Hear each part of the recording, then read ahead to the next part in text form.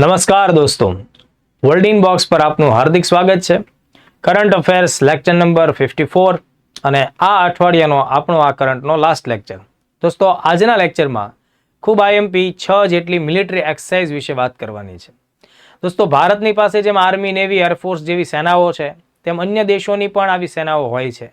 અને આ બધા દેશો આંતરરાષ્ટ્રીય સ્તર ઉપર સંયુક્ત રાષ્ટ્રનું જે બંધારણ છે એના પ્રકરણ નંબર 7 મુજબ એકબીજાને મદદ કરતા હોય છે. એકબીજાને આર્મી પોતાની સ્પેશિયલ ટેકનિક્સ એકબીજાને શીખવતી હોય છે. એવી રીતે એરફોર્સ પણ પોતાનું નોલેજ, પોતાની જે સ્પેશિયલ ટેકનિક્સ હોય છે એ અરસપરસ આદાન પ્રદાન કરતી હોય. આવું જ સિલસિલો નૌસેનામાં પણ જોવા મળતો હોય. તો જોઈન્ટ મિલિટરી એક્સરસાઇઝમાંથી હંમેશા પ્રશ્નો આવતા રહે છે. અલગ અલગ દેશો એકબીજાના પ્રદેશોમાં જઈને મિલિટરી કવાયતોમાં એકબીજાનો સહયોગ કરતા હોય. ઘણા એવા પણ કવાયતો હોય છે કે જેમાં એક કરતાં ઝાઝા દેશો પણ જોડાયેલા હોય.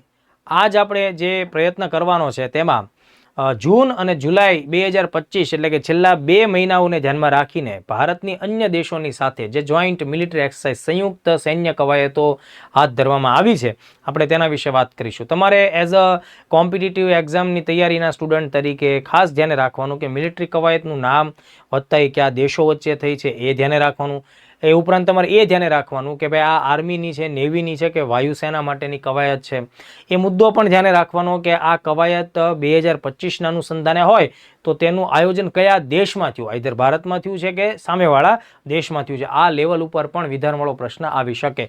તો જો સૌથી પહેલી કવાયત આપણે ધ્યાને રાખવી છે મિત્રો, એ છે એક્સરસાઇઝ મૈત્રી.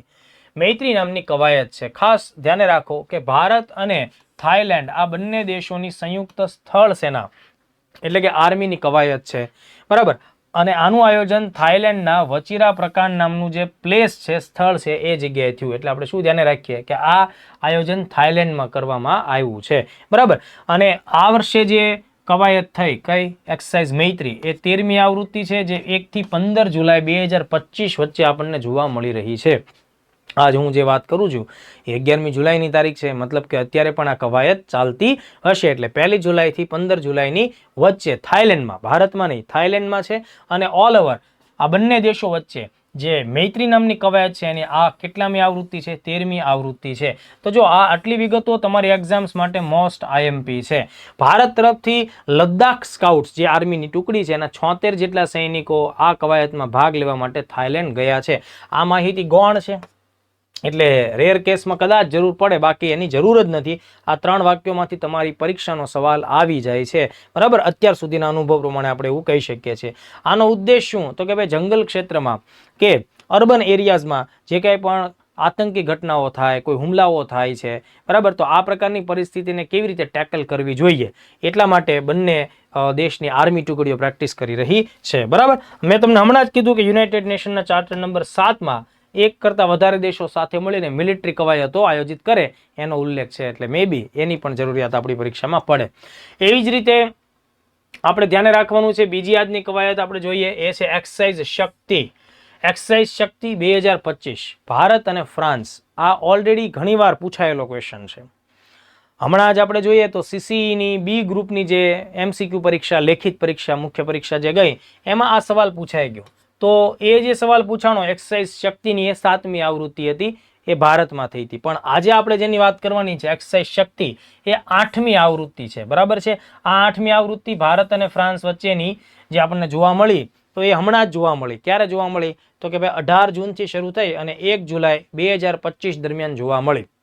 એટલે આ તારીખ તમારે યાદ નથી રાખવાની, તમારે ખાલી એટલું સમજવાનું છે કે 2025માં શક્તિ કવાયતનું આયોજન થયું છે. તો દેશ તો ખાસ આપણને આવડવા જ જોઈએ, ભારત અને ફ્રાન્સ, બરાબર. આર્મીની કવાયત છે, આ મુદ્દો પણ આપણે પરીક્ષા માટે તૈયાર કરવો જોઈએ. જે મેં તમને સીસીઈની વાત કરી એમાં એમણે બહુ જ સિમ્પલ પ્રશ્ન પૂછ્યો છે. શક્તિ કવાયતમાં ખાલી દેશનું નામ પૂછ્યું છે, બરાબર. આર્મી કવાયત છે કે ભારતમાં થઈ કે ફ્રાન્સમાં થઈ એ એંગલ પણ એ વર્ગ 3ની પરીક્ષામાં લીધો નથી. પણ તમે સુપર ક્લાસ 3 1 2 લેવલે જાઓ તો એ વાતને ધ્યાને રાખવાનું. આ આયોજન પણ ભારતમાં નથી થયું, બરાબર, ફ્રાન્સમાં થયું છે. ફ્રાન્સમાં લા કેવાલેરીના કેમ્પ લાર્ઝેક છે એ જગ્યાએ આનું આયોજન થયું. માનો કે આ કેમ્પનું નામ આપણે યાદ નથી રાખવું, જવા દો, એક્સ્ટ્રા માહિતી તરીકે તમે જવા દો. જેમ આપણે હમણાં થાઈલેન્ડ વાળી વાત કરી એમાં લદ્દાખ સ્કાઉટ્સના સૈનિકોએ ભાગ લીધો છે. તો અહીંયા આપણને આર્મીના જમ્મુ કાશ્મીર રાઇફલ્સના બટાલિયન લોકો એની જે ટીમ છે એ ત્યાં ભાગ લેવા ગઈ છે. હવે જુઓ, જ્યારે આપણે વાત ભારત અને ફ્રાન્સ વચ્ચેના સંયુક્ત લશ્કરી સંબંધોની જો કરતા હોઈએ તો જેમ આર્મીની કવાયતને શક્તિ નામ આપવામાં આવે છે, એવી જ રીતે ભારત અને ફ્રાન્સ વચ્ચેની નૌસેના કવાયત હોય એટલે કે નેવી, તો નેવીની કવાયતને વરુણ એવું નામ આપવામાં આવતું હોય છે. વરુણ એટલે જળના દેવતા છે, એ રીતે આપણે આ નામને ધ્યાનમાં રાખીએ. એવી જ રીતે બંને દેશોની વાયુસેના કવાયત છે એને ગરુડ એવું નામ આપવામાં આવે છે. ગરુડ, બરાબર છે. અહીંયા વરુણ છે, અહીંયા ગરુડ છે. એટલે આ ત્રણેય નામ તમે જુઓ, ત્રણેય નામ આપણા ભારતીય સંસ્કૃતિ ઉપરથી લેવામાં આવ્યા છે. આર્મી વચ્ચે શક્તિ કવાયત ભારત અને ફ્રાન્સ, બરાબર, બંનેની નેવીની વચ્ચે વરુણ કવાયત અને બંનેની વાયુસેનાની વચ્ચે ગરુડ નામની કવાયત. ખાસ ધ્યાન રાખજો, ગરુડની જેમ ગરુડ શક્તિ પણ આવે, એ આખો અલગ કોન્સેપ્ટ છે. અહીંયા માત્ર ગરુડની આપણે વાત કરી રહ્યા છીએ. તો ચલો, આ બીજો મુદ્દો આપણે ધ્યાને રાખ્યો. ત્રીજી કવાયત ઉપર આપણે આગળ વધીએ એ પહેલા હું એક તમને નાની એવી જાહેરાત આપી દઉં છું. ગુજરાતભરના વિદ્યાર્થીઓ માટે જીપીએસસીની પ્રિપરેશનનો ધી બેસ્ટ, સૌથી શ્રેષ્ઠ જો કોઈ પ્લેસ હોય, જો કોઈ બેચ હોય, વર્લ્ડિંગ બોક્સ એકેડમીની સ્વરાજ બેચ છે. મોબાઈલ એપ્લિકેશનથી ઘરે બેઠા તમે આ બેચ સાથે જોડાઈ શકો છો. રેગ્યુલર તેમાં 2 લેક્ચર્સ આવે છે, 2-2 કલાકના, પ્લસ દરરોજ તેમાં ટેસ્ટ આવે છે અને દર સોમવારે તેમાં વીકલી ટેસ્ટ પણ આયોજિત થાય છે. પ્રિલિમ્સ, મેઇન્સ અને ઇન્ટરવ્યૂ ત્રણેય દ્રષ્ટિકોણને સાથે રાખી એના બેચ ચાલે છે, બરાબર. જીપીએસસી બેચ છે મિત્રો, ખાસ ધ્યાન રાખજો, એ આવતી એપ્રિલ 2026ની જીપીએસસી 1-2 પ્રિલિમ્સને ધ્યાનમાં રાખીને એનો આખો રોડમેપ તૈયાર થયેલો છે.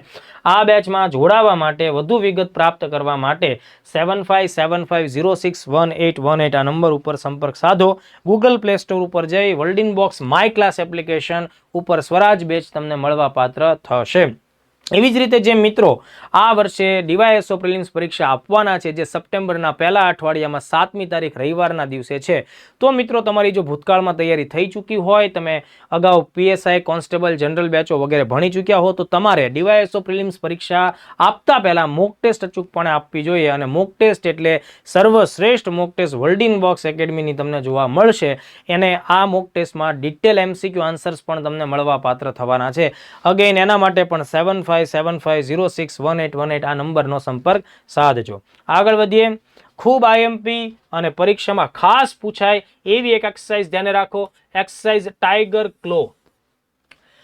આ નામથી ભારત પહેલી વાર એક્સરસાઇઝ કરી રહ્યું છે. એટલે જ્યારે કોઈ બાબત સૌથી પહેલી વાર હોય ને, ત્યારે તો તમારે અચૂકપણે ધ્યાન રાખવું પડે કે એ પરીક્ષામાં ખાસ આકર્ષણનું કેન્દ્ર બની શકે છે. ટાઈગર ક્લો.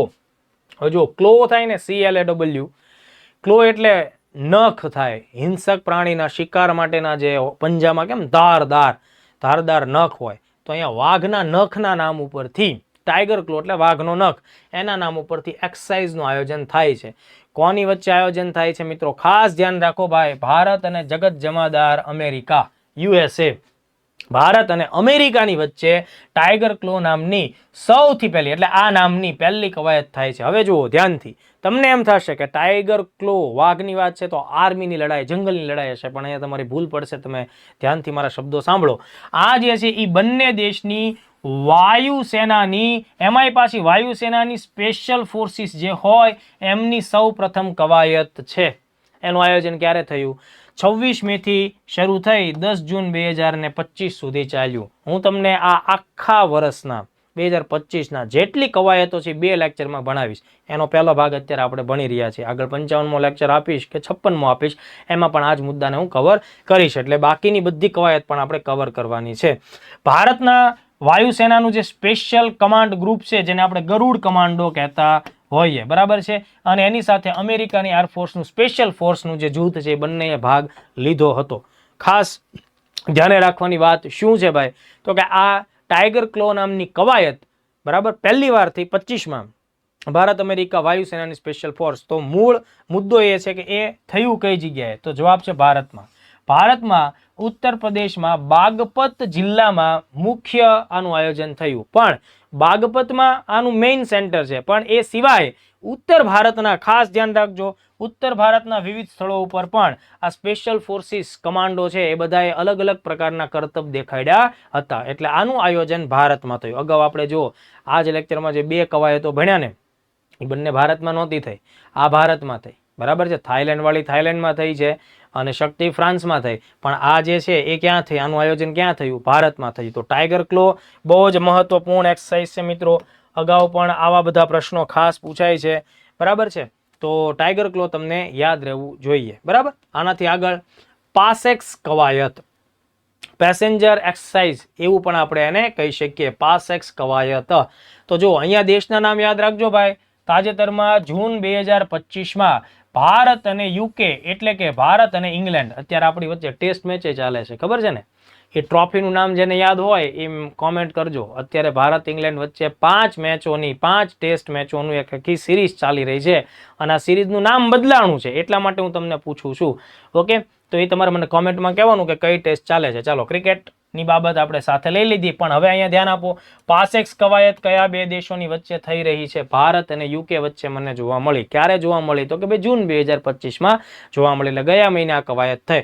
હવે બહુ જ આઈએમપી મુદ્દો કે આ કવાયત કોની છે ભાઈ? નૌસેના કવાયત છે, બંનેની નેવી, બરાબર. બંનેની નેવી, ભારતીય નેવી એટલે ઇન્ડિયન નેવી અને બ્રિટનની નેવી એટલે રોયલ નેવી કહેવાય, બરાબર છે. તો બંનેની વચ્ચે. હવે એનાથી વિશેષ ખૂબ જાણવા જેવી વિગત દોસ્તો એ છે કે આ કવાયત ક્યાં થઈ? નેવીની તો છે, તમે કીધું ભારતમાંથી. ભારતમાં કઈ જગ્યાએ? બંગાળની ખાડીમાં? ના સાહેબ, બંગાળની ખાડીમાં નહીં. અરબ સાગરમાં પણ ઉત્તર ભાગમાં, એટલે ઉત્તરી અરબી સમુદ્ર. જો આવું બધું મારે પૂછવું હોય તો પૂછી શકું. જ્યારે તમને વિધાનવાળા ક્વેશ્ચન્સ પૂછાય ત્યારે આ બધી બાબતો પણ ધ્યાને રાખવી પડે. ભારત તરફથી લડાકુ ફ્રિગેટ જહાજ INS તબર, બરાબર, એને ભાગ લીધો. વત્તા આપણું ભારતનું એક અગત્યનું એરક્રાફ્ટ છે જે નેવીમાં વપરાય. એરક્રાફ્ટ એટલે હવામાં ઉડતું વિમાન, જે લડાઈ માટે ખાસ કરીને સબમરીનના શિકાર માટે હોય, બરાબર. પોસાઇડન 8I, P8I તરીકે ઓળખાય છે. Poseidon 8I. જ્યારે મિલિટરીના પોઈન્ટ ઓફ વ્યૂ કરંટ અફેર્સમાં P8I સહિતના કોઈ મુદ્દા આવશે ત્યારે આપણે એની ડિટેલમાં ચર્ચા કરીશું. અત્યારે માત્ર એટલું ધ્યાન રાખવાનું છે કે આ જે પાસેક્સ કવાયતમાં ભારત તરફથી કયા અગત્યના લડાકુ સાધનોએ ભાગ લીધો? તો INS તબરે ભાગ લીધો અને P8I નૌસેનામાં લડાઈ માટેનું જહાજ છે અને હવામાં ઉડે છે, બરાબર, હવાઈ એરક્રાફ્ટ. તો સામે યુકે તરફથી વિમાનવાહક જહાજ એટલે એરક્રાફ્ટ કેરિયર થાય. જેમ ભારતની પાસે INS વિક્રમાદિત્ય છે, INS વિક્રાંત છે, ભૂતકાળમાં વિરાટ હતું, ભવિષ્યમાં વિશાલ બનશે. આ હું તમને ક્લાસમાં પણ ભણાવીશ જ્યારે ટોપિક આવશે ત્યારે, બરાબર. તો વિમાનવાહક જહાજ હોય ને દોસ્તો બહુ જ મોટું હોય, કારણ કે એ આખું એરપોર્ટ જ છે જે પાણીમાં તરે છે. એમ સમજો ને, ઘણા બધા વિમાનો એની ઉપરથી ટેક ઓફ થવાના છે અને લેન્ડિંગ થવાના છે લડાઈ દરમિયાન. એટલે વિમાનવાહક જહાજ છે HMS prince of Wales. HMS એટલે હિઝ મેજેસ્ટીઝ શિપ. જેમ ભારતમાં કેમ આપણે INS વાપરીએ, એમ તમારા ટૂંકમાં હિઝ મેજેસ્ટી, કારણ કે ત્યાં રાજાશાહી છે ને, એટલે હિઝ મેજેસ્ટી એટલે રાજા, હિઝ મેજેસ્ટી શિપ, બરાબર. પ્રિન્સ ઓફ વેલ્સે ભાગ લીધો અને HMS રિચમન્ડ છે એને લડાકુ જહાજ તરીકે ભાગ લીધો. તો આ રીતે આપણે આ કવાયતોને પણ ધ્યાને રાખી, બરાબર. ત્યારબાદ 5મા નંબરની કવાયતમાં નોમાડિક એલિફન્ટ.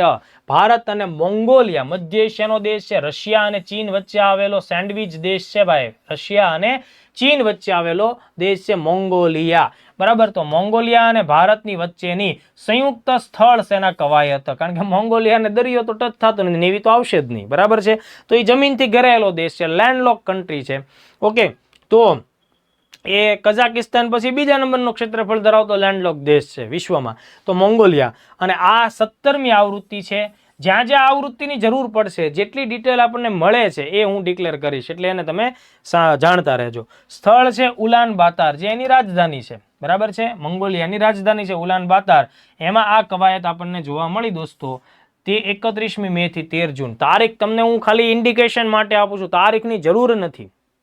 2025 ઇનફ છે, બરાબર. આ તો હું તમને મારી સમજ માટે આપું છું કે 31 મે થી 13 જૂન એટલે આ બહુ નિયર બાય કરંટ અફેર્સ છે, એટલે એ ધ્યાનમાં રાખવા માટે આપણે ધ્યાને રાખીએ. અહીંયા અરુણાચલ પ્રદેશ સ્કાઉટ્સના 45 સૈનિકોએ ભાગ લીધો. આની પણ જરૂર છે નહીં, તમે ખાલી આટલી વિગત ધ્યાને રાખો તો બી ઘણું છે. તો અગેન જો તમને ખ્યાલ રહેવો જોઈએ, મોંગોલિયા મધ્ય એશિયામાં આવેલો દેશ છે, બરાબર. ચાઇના અને રશિયાની વચ્ચે આવેલો દેશ છે. એ લેન્ડલોક દેશ છે, એટલે કે ચારે બાજુ જમીનથી ઘેરાયો હોય એ પ્રકારનો દેશ. કઝાકિસ્તાન વિશ્વમાં સૌથી મોટો લેન્ડલોક દેશ છે અને મંગોલિયા બીજા નંબરનો સૌથી મોટો લેન્ડલોક દેશ છે. આ વગેરે પણ આપણે ધ્યાને રાખવી પડે. એક એક્સરસાઇઝ બાકી છે. એ પહેલાં હું નાની એવી અમારી એકેડમીની ફરી એક જાહેરાત તમને આ લેક્ચરમાં આપી દઉં છું.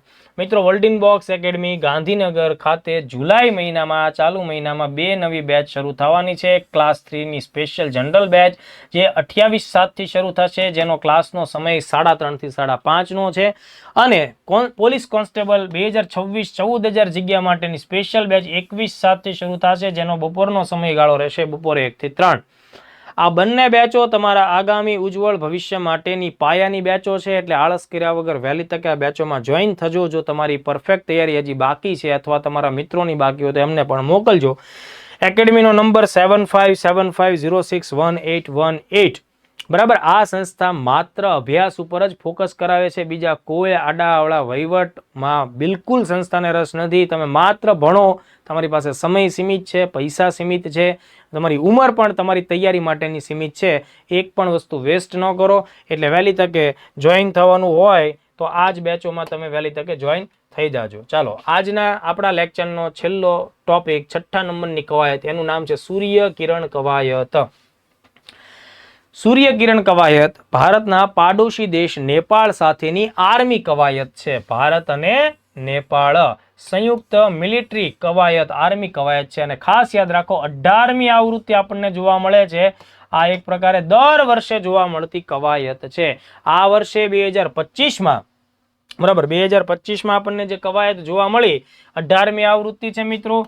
સલજી હાંડી નેપાળ ખાતે તેનું આયોજન થયું. એટલે ભારતમાં નથી થયું, ભારતની ટુકડી નેપાળમાં ગઈ છે. આના મુખ્ય 3 ઉદ્દેશો છે.